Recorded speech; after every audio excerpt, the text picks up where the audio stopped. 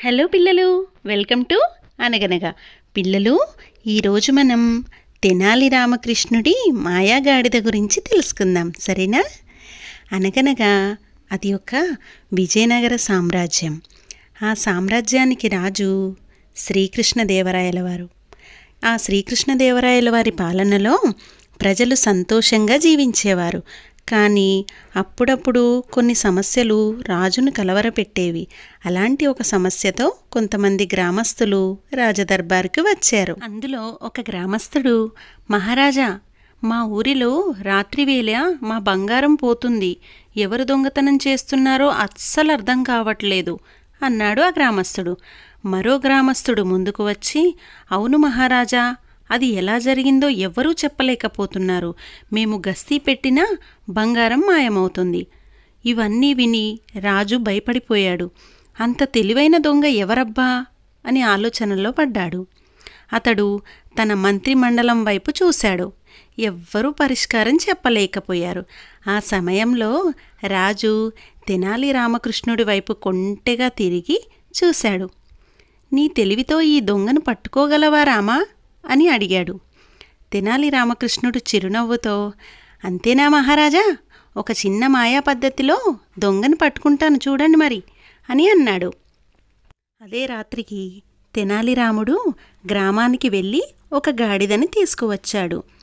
గాడిదని తీసుకువచ్చి ప్రజలందరితో చెప్పాడు, ఈ గాడిద మామూలు గాడిద కాదు, ఇది మాయా గాడిద, దొంగను పట్టించగలదు మరి అని ప్రకటించాడు. ప్రజలందరూ ఆశ్చర్యపోయారు. గాడిద మాట్లాడటమేమిటి అని. రాత్రి అందరూ ఆలయంలోకి వచ్చి ఈ గాడిద తోకని తాకాలి, దొంగ తాకగానే గాడిద అరుస్తుంది అని చెప్పాడు తెనాలి రాముడు. గ్రామస్తులందరూ ఈ పరీక్షకు సిద్ధమయ్యారు. అంతా ఆలయంలో గుమిగూడారు. గాడిద ఆలయం మధ్యలో కదలకుండా నిల్చుంది.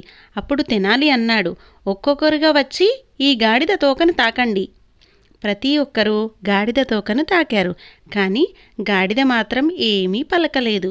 తెనాలి ఒక్కసారిగా అరిచాడు, దొంగిక్కడే ఉన్నాడు, దొంగిక్కడే ఉన్నాడు అని అరిచాడు. అందరూ ఆశ్చర్యపోయాడు. అదేమిటి, గాడిద అరవకుండా ఈయన అరుస్తున్నాడు అని అనుకున్నారు. ఎలా తెలుసురామా నీకు అని గ్రామస్తులు అడిగారు.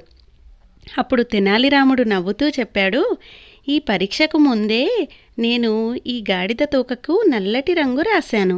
నిజాయితీగా ఉన్నవారు భయపడకుండా ఈ తోకని తాకారు.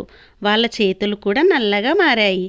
కానీ ఈ దొంగ భయంతో తాకలేదు, అందుకే అతని చేతులు స్వచ్ఛంగా ఉన్నాయి అంటూ ఒక్కసారి మీ అందరి చేతులు చూపించండి అన్నాడు. జనమంతా వాళ్ళ చేతులు చూపించారు. కానీ అందులో ఒక వ్యక్తి చేతులు మాత్రం తెల్లగా ఉన్నాయి. అప్పుడు జనమందరూ ఇదిగో ఇదిగో ఇతనే దొంగ, ఇతనే దొంగ అంటూ కేకలు వేశారు. దొంగ తెనాలి ఎదుట మోకరిల్లాడు. నన్ను క్షమించండి ప్రభు అని వేడుకున్నాడు. నా దురాశే నన్ను ఇలా చేసింది అన్నాడు. రాజు ఈ విషయం విని ఆనందంతో నవ్వి, తెనాలి రామా, మళ్ళీ నీ తెలివిని నిరూపించావు అని ప్రశంసించాడు. దొంగను శిక్షించి గ్రామస్తులకు బంగారం తిరిగి ఇచ్చారు. ఆ తర్వాత ఆ ఊరిలో ఎవరూ దొంగతనానికి సాహసించలేదు. పిల్లలు, ఈ కథ ద్వారా మనకు తెలిసిన నీతి ఏంటి? చాతుర్యంతో అంటే తెలివితేటలతో ఏ సమస్యనైనా సరే పరిష్కరించవచ్చు.